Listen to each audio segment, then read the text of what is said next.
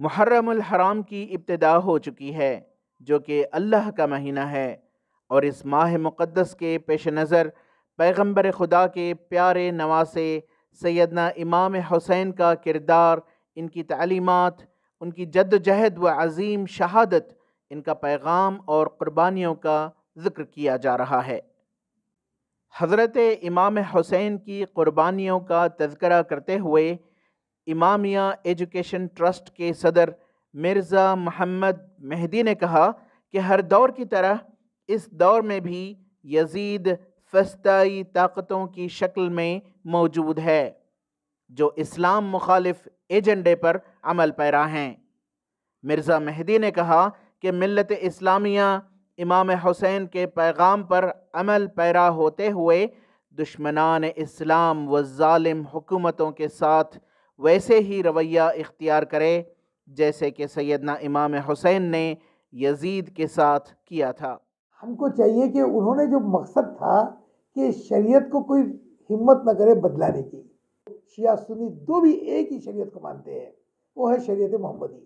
اس کو اگر کوئی بدلانے کی کوشش کرا تو آپ ویسے جہاد کرو جیسے امام حسین نے کیا تھا، اور وہ کامیاب ہو گئے اور یزید ختم ہو گیا۔ اور یہ ہم کو پیغام ہے کہ آپ جہاں بھی ہو، کوئی بھی دور میں ہو، کوئی حکومت جو ظالم حکومت ہے، جو اسلام کو ختم کرنے کی جو ہے منصوبہ بنائی ہے،